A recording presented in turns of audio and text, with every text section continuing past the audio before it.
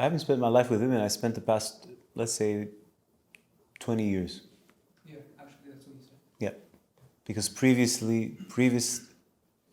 the first, let's say I'm 43, so I said the past 20 years, the first 23 years, I was with guys. Besides having girls left and right and nonsense, but my focus was the guys and my boys and the crew and all this nonsense until I realized that it's not because you have guy friends that you can evolve towards a better future together, which was something that really broke my heart. It was hard for me to grasp and accept and come to terms with. It took me some time because I invested everything I had with these guys. These were my brothers.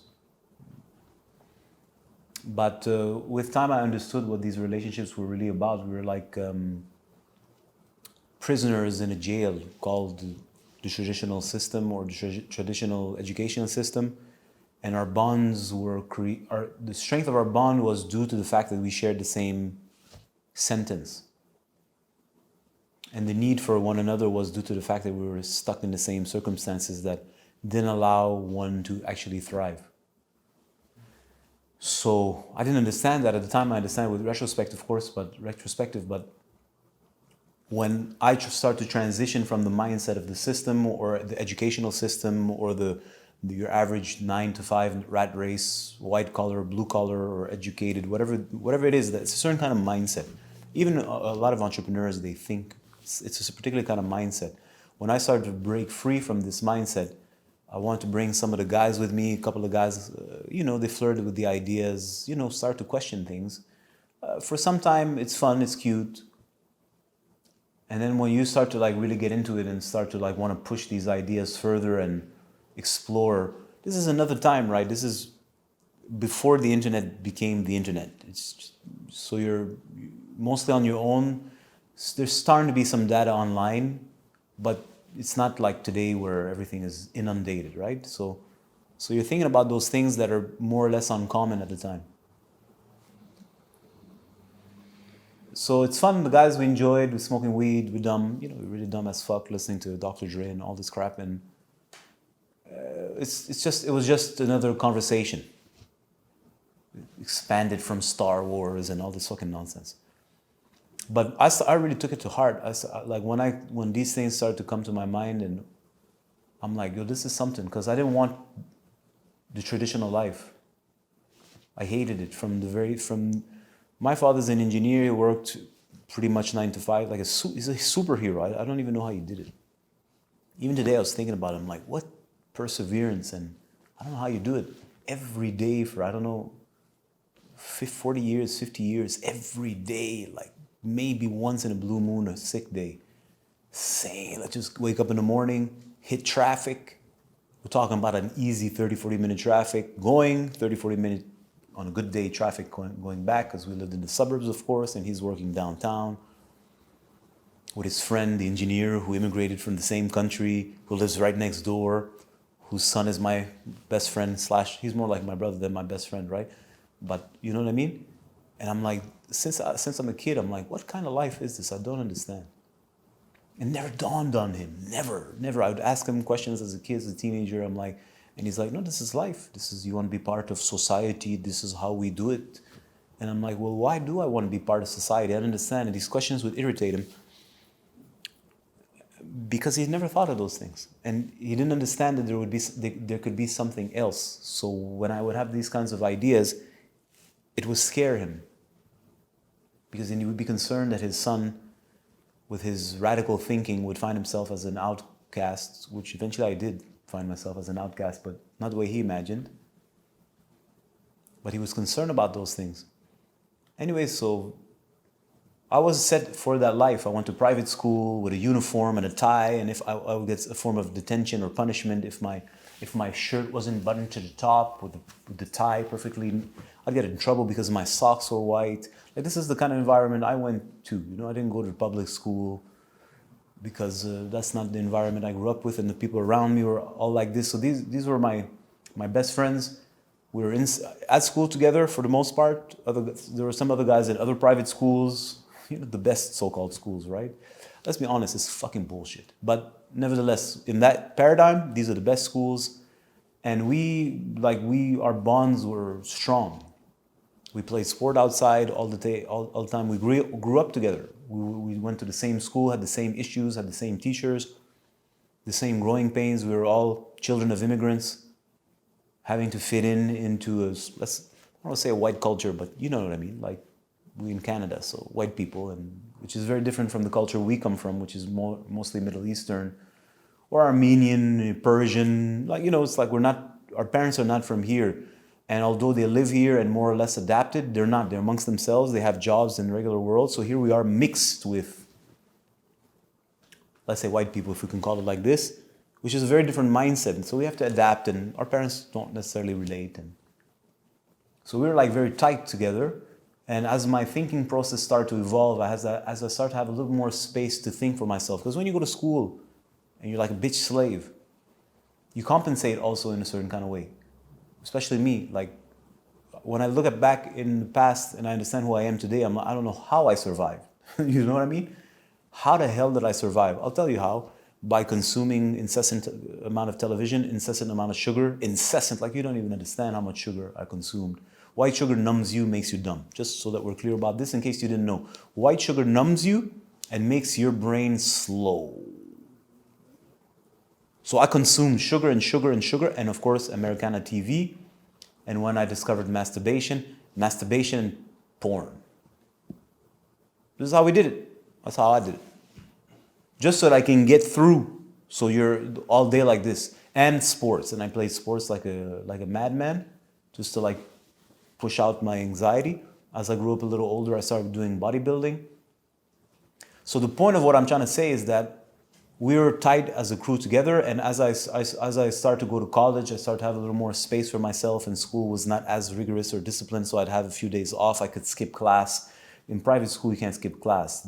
They take attendance at every period, and if you're not there, they call your parents. So you don't have that space. But in college, I had more space. I could skip class, 1, 2 class, 3 class, 4 class, all the classes. So you start to explore downtown, girls, my girlfriend, her vagina, playing cards, gambling, all kinds of stuff that we didn't have the space to in high school. And you eventually start to think. I started to think at least. And I'd bring these conversations up with the guys, hoping that they would understand me, right? So at first they humored me, it's cute, and we have a little bit of conversation, but now we enter in university, and this guy's in mechanical engineer, this one's electrical engineer, this one's in finance, and they're already looking towards graduating. Maybe they'll be 22 or 23 by the time they graduate, and they get a more or less assured job let's say starting entry-level job. We're talking about early 2000s. I don't know, about $35,000, $40,000. Engineer, let's say 50. You're a 23-year-old and you're making 50 grand, right? Instead of working at Aldo, shoe store, for like $8, $9 an hour plus commission. We're talking about 50 grand for a little kid. If he just works for 10 years, he's pretty sure to make $80,000, $90,000. He's not at the top, but he's at the top, let's say 10, 20% of society. He's guaranteed a decent life, a decent car. He can buy himself a decent looking girl, right? So this is the mindset around me. And everybody's scared to lose that because entrepreneurialism wasn't necessarily in our entourage. Everybody was a professional. So sure, there was Lebanese and Lebanese people, but generally the entrepreneurs or the merchant class were the uneducated. That was part of the mindset in our upbringing. These are uneducated people. They're selling forks. We knew a guy, he was Greek, of course, and this dude, his father created an empire selling forks and knives and spoons, eventually plates. Rich as fuck, but my father's an engineer. This is a savant. They create plants. So merchants are people who are uneducated. That's the mindset, right? So they're not going to encourage us to be merchants when you can go get an education, a good job, and be respectful in society. Anyways, it's a form of classism which is not mean or violent. It's just, let's say, old school mentality. And so the guys are getting their careers going, and then eventually, they're about 25, 26, and soft guys who now have, your freedom is gone because you have a 9-to-5 job. Essentially, you're right back to school again. And entry-level jobs suck. You certainly didn't go to school to get that shit job, but that's what they're telling themselves, right? I have that job now. It's a good job. I'm gonna work here for a couple of years, then I'm gonna go up or go to another company, get a better job. So now they're working from 9 to 5. So he's not gonna hang out and smoke dope till 2 in the morning, fucking around, listening to music, taking walks, having philosophical conversations by the water. It's over, right? This is his career. It's not just a random job, a summer job. So so now they're kind of feeling lonely. So guess what you want when you feel lonely as a guy? A girlfriend. The woman of their dreams. So around 25 to 30, guys who are soft, if I can say it like this, that are not really clear about who they are and what they want, which is fine, but so they get kind of like settled. Now they got the job and this and that, so they're kind of lonely. They want a girlfriend to fill their lives. And if they're unfortunate, they find one. What's the worst? You don't want that. Anyways, let's not get into this. It's another conversation. But so now they have everything in order to attract, dare I say, a decent girl. Dare I say. Okay, this has got nothing to do with the girl, but dare I say. Because they're well off. They're starting to be well off. They're going to be well off in a couple of minutes. They're more well off than a huge portion of society. And so now the conversations are starting to end. And I found myself starting on my own now with my thoughts and my ideas. And there was no way in hell I was going to pursue the path they did. Never. And I was on the same track. I went in engineering school for 3 years. I'm like, I'm not going to do this. I fucking hate this. This sucks. And my father's mentality is like, no, you do it as you're going to like it later. I'm like, what are you talking about? I'm going to like it later. I fucking hate this. What are you talking about? I'm going to like it later. I hate it now. I don't find any enjoyment. And it's not because I sucked at it. If I put my attention and I concentrate, I'm good at everything. I just don't want to put my attention on it or concentrate on it because it doesn't interest me. And I don't see myself in the future working as a engineer, building roads or I don't care. I'm like, this is not for me. And industrial engineer, like you run a plant. I'm like, I don't want to run anything. I don't care. What's in it for me? I don't see the point. It was hard for people around me to understand its mindset. And I'm sure what I'm trying to say is that the new era of entrepreneurship that came through, let's say, the late 2000 and from 2006, 7, 8, this wave started to come of online business and start to do your own business and the fad of being an entrepreneur. It wasn't there before. So it started to kick in at that point. But before that, it's like, well, what you gonna do? And I remember one time we were at the YMCA and my friend was like on the treadmill and I quit that school to go to that school. I spent a lot of time trying things and trying to fit in, finding my place, which I couldn't find. And he was concerned, that's my cousin. He was concerned, like genuinely, it's like, what you gonna do, man? You quit again? I'm like, I'm not quitting, I don't like this. I didn't know what to do with myself, right? Nobody's showing me possibilities or possibilities that I resonate with. Nothing is me. So these were the boys. So everybody started to go slowly, more and more on their own with their little lives. And then those who have little lives, sometimes the little lives they're allowed by their girlfriends to meet again, just for a couple of hours, but they're chaperoned by their girlfriends, of course. And now you have to hang out with your boy's girlfriend, which of course you don't like because your friend is not the same when she's there. And she knows and she wants to be part of the guys. And I'm like, you're not part of the guys. You're ruining everything. And I'm straight, like I wouldn't change my mannerism. I was polite at that stage in my life. If I was younger, I wasn't. I would have told her off. But now I was more civilized. I was meditating, so I was calmer, right? But it's like, I don't want to fucking hang out with you and her. I don't like her. And it's weird. And she's like flirting with everyone, pretending she's not. And this is awkward. This is not the same. It's not working out. So he eventually feels it. So he just wants to hang out with other old friends who are stuck with their girlfriends also. So they have their little world of weird dating, right? And once in a while you're invited, and I'm like, I don't want to hang out with this. This is boring. And then of course you have the eternal bachelor idiot who just wants to go out and have a good time, right? It's like you're fucking 26 and you still want to get drunk. It's like, so of course my mindset is far away from this. So I'm like, I'm doing my own things. At that stage, I had a sense of who I am, who I was, and what I was interested in. I understood I'm interested in health, healing, consciousness, and what the fuck is going on in the world. And again, this is a different time before David Icke is a superstar and everybody is online looking to conspiracy stuff and Illuminati is a household word in a rhyme from Jay-Z. It's another period. So you're doing this research and I'm totally absorbed with this because I want to figure out what's happening to me and what am I going to do about it. So anyways, long story to say, I saw the model that was presented to me. That's the model I was presented with. Some of the guys are born in totally different contexts. Either they're born in nothing or extremely rich. Everybody is born in certain circumstances and you make the best of it. For some time you have to adapt, and when you have an opportunity, it's for you to take that opportunity and extract from your experiences the best or the most that you can and utilize it on the new path that's being presented to you. And in my case, when that path opened, first I met a teacher. This is always the key. If I had not I was in engineering school. I did mechanical engineering, and then I went into computer engineering because I realized I was really good at computer programming. Go figure. So I went into computer engineering thinking that it would be more interesting for me and easier. And I had to change university. I went from one university to the other into the computer engineering program. And I left my hometown, the best thing I've ever done. And then I came across a teacher. Now I was at a place where I needed some guidance really bad. And that teacher came. Had that teacher not come and present to me and adjust my mind and like enlighten me literally, I would not have thought or considered anything. I don't know. You don't know what you don't know. Well, you don't know what you don't know when you're young and immature. When you become wise, you know what you don't know. But what you don't know, you don't know. But you know that you don't know it. If that makes any sense.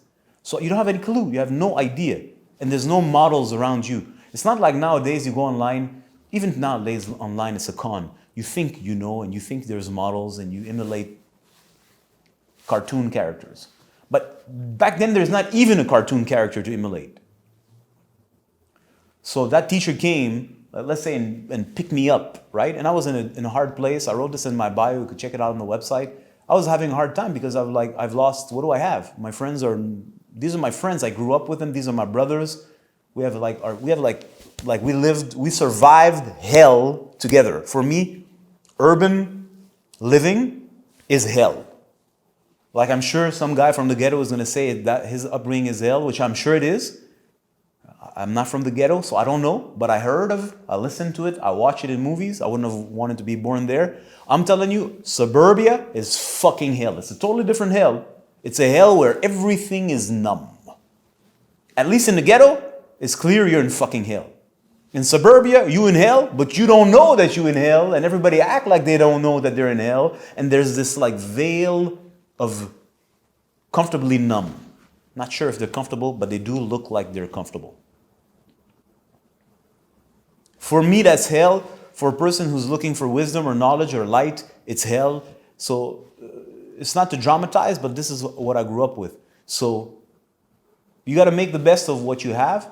I believe I did, thank God. So anyways, all this to say, so when I went to engineering school and I was lost, then entered the teacher. And I was like, what I'm trying to say is like, I left my hometown. I was really anchored in my hometown with my friends, a bunch of friends, lots of connections, going out, clubs, VIPs, this, VIPs, that. And all of this was kind of like waning. I was losing interest in this lifestyle, but nevertheless, I had that. And I found myself mostly on my own.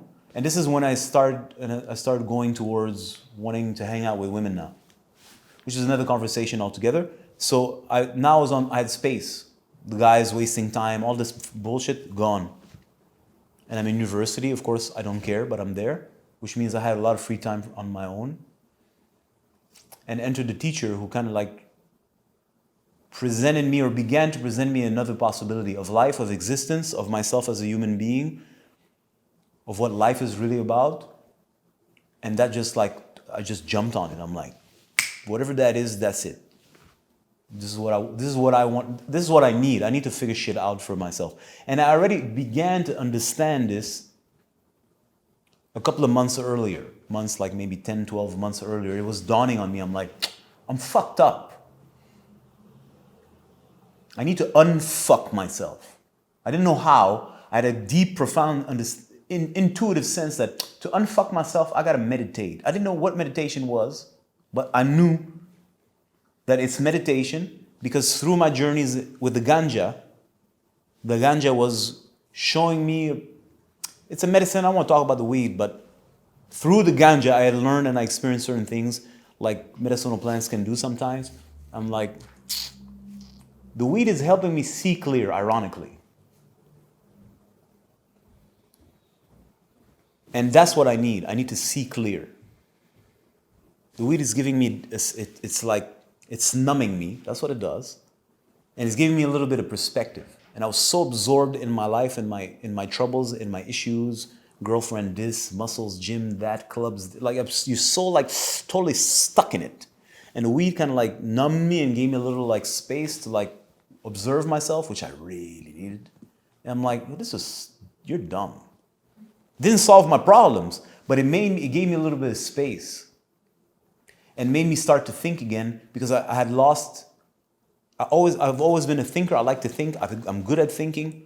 And then when you're totally absorbed in your problems and your mess and your life and your emotions take over, you stop thinking. You don't have space to think. You're just reacting like a fucking dog. And I was totally like that. And every reaction, you don't understand what's beating you. You don't understand it's the guy holding a stick beating you and just responding. And every response binds you more. And you're just like caught up. And I was exhausted. So ironically, the weed gave me that little bit of space. And immediately I understood, I'm like, you know what I need? I need to be able to get what the weed does without the weed. Because the weed is helping me to unfuck my mind. It's not. But temporarily it's giving you that space. I'm like, the weed is giving me that space and I'm seeing what it's doing in my brain. It's kind of like numbing what's stupid. My girlfriend and being big and going to the club, who fucking cares? I'm sick of this. I'm bored of that thought. I'm bored of that emotion. I'm bored of chasing this. I've had it. I'm not interested. I didn't say it's authentic because the weed it's a plant. It numbs you. And that numbing is temporary. But for that moment, I'm like, hey, I don't care about that bitch no more. I'm like obsessed with her. Now I don't care. I have not cared about her since I've met her. Wow, I'm free again. And my parents' opinion about me, and my parents' pressure, and my family's pressure, that is like a weight on me that is so heavy. Now I don't care. I'm like, what a feeling. I don't give a fuck. Wow, this is awesome. But I'm smart enough to understand that it's not real. But now I remembered how it feels to have a sense of freedom in my thoughts, to think with myself there. And immediately I said to myself, I need this without the drugs because I saw what the weed does. It makes me dumb. So I'm like, I need to discover how to unfuck myself like the weed does, permanently and genuinely without the drug. And immediately my mind knew, I don't know how, I need to learn how to meditate, whatever meditation was. Whatever I thought meditation, I'm like, that's the direction. So when I left my hometown to go to the next city, to go to university in mechanical and computer engineering, and I had some space, there was space. So there's now room, and there's like a calling, a yearning, so that it can be filled up. And that's what I meant, that teacher.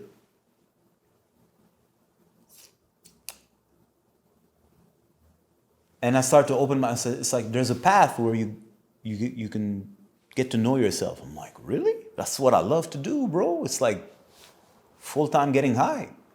Without the drugs though, right? That's what the genuine yoga is about. I'm like, I'm all for it. This is what I am. This is who I am. And at the time I was like considering going to study in psychology in university, of course, from engineering, because I was interested in the psyche and understanding people and mental diseases. Because I'm interested in this stuff naturally. I've always been, but that was kind of highlighted. So I'm like, yeah, that's what I want to do.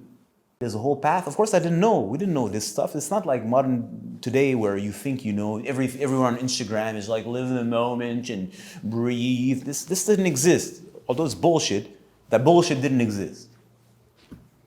Right? So I took this and I ran with it.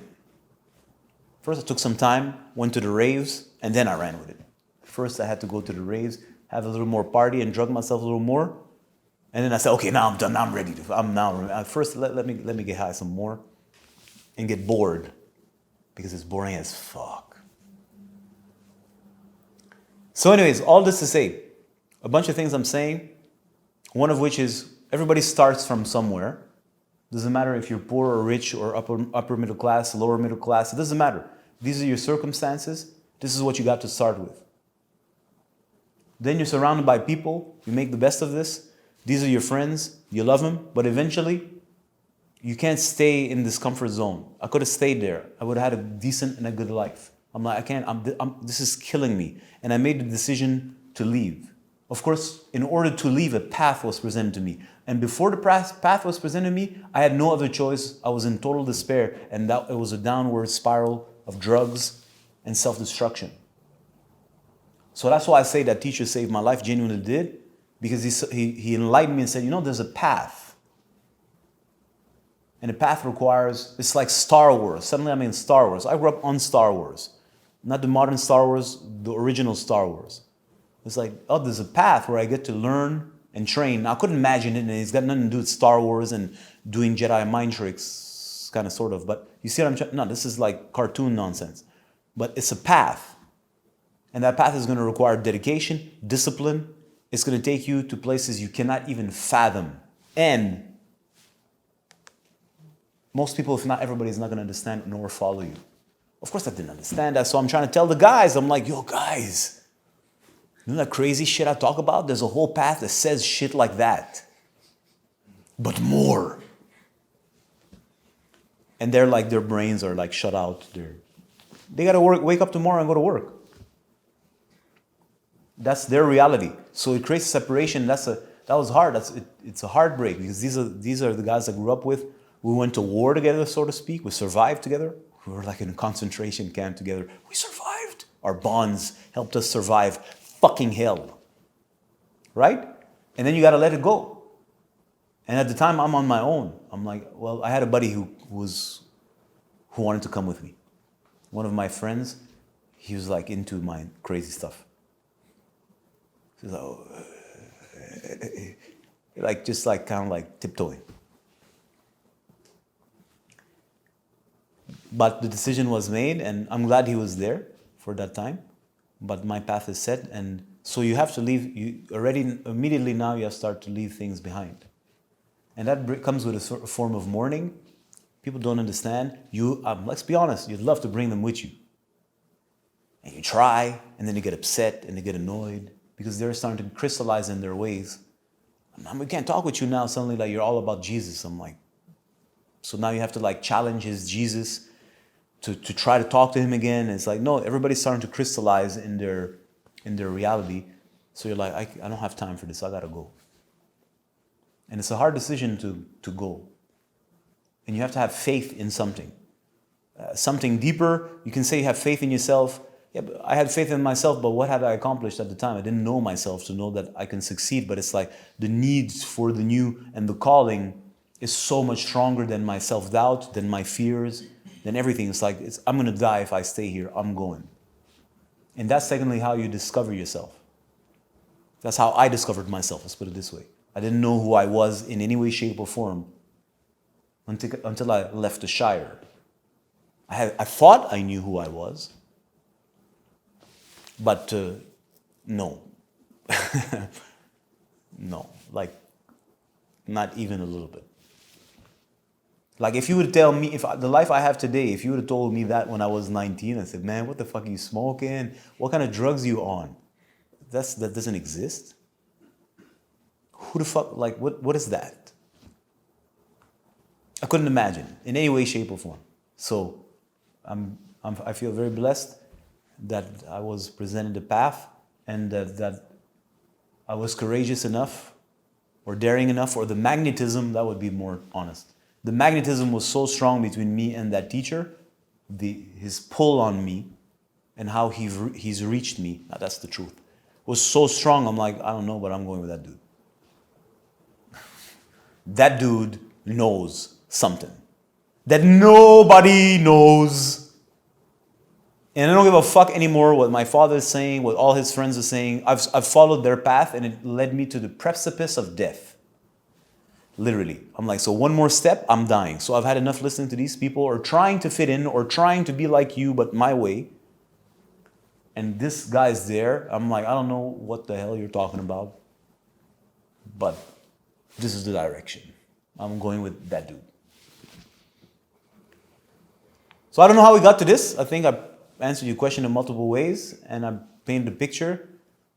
And I believe every man at some point has to make a decision. You stay or you go. Unfortunately or fortunately, I don't know. Who am I to judge? I don't know. Most people end up staying and they start to grow resentment. Resenting your friends, resenting the circumstances, resenting the things that you chose as comfort. You start to hate them. And you grow bitter. Because you knew that, well, maybe you were never presented a path. So if that's your case, but sometimes you are.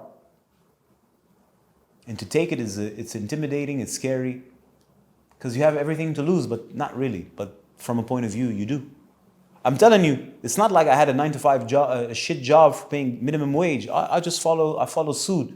And all my father's friends are engineers at the top firms. That means like you just smile and your life is facilitated, let's put it this way. They won't hire an idiot, but you know what I mean? If I want mentoring, I'm like connected.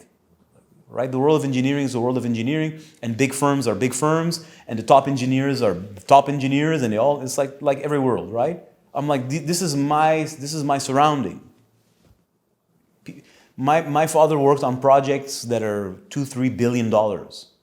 And his best friend, who immigrated from the same neighborhood, who lived right next door, whose son was my best friend / brother, is working on another project, and he's an engineer, of course, but he's not working as an engineer. He's the financial advisor of the one who calculates the numbers. Like you're like engineering is a universe, right? They're the builders of the world you live in, and it's like knowing the top producers in Hollywood. Maybe not the top producers, but the people who work with the top producers in Hollywood. So my life was set. It's not one. It's like we're talking about easily 10. It was my entourage. And I got to see their life, and their life was like everything they want, they have. There's not excessive luxury, but they're simple people coming from another country. Excessive luxury is not part of their, how do you say this in English? Mœurs. It's not part of their lifestyle. They don't think like this. They want comfort, ease, they want to provide the best, but it's like this, what's this word? Like opulence is not part of their culture, or their mindset at least. So you had to make a decision. The decision was very easy for me to make. I couldn't lie to myself, unfortunately, and thank God a path was presented to me. So it's for you to evaluate your circumstances, but sooner or later a choice needs to be made. And if you don't make that choice, well, you've made the choice, didn't you?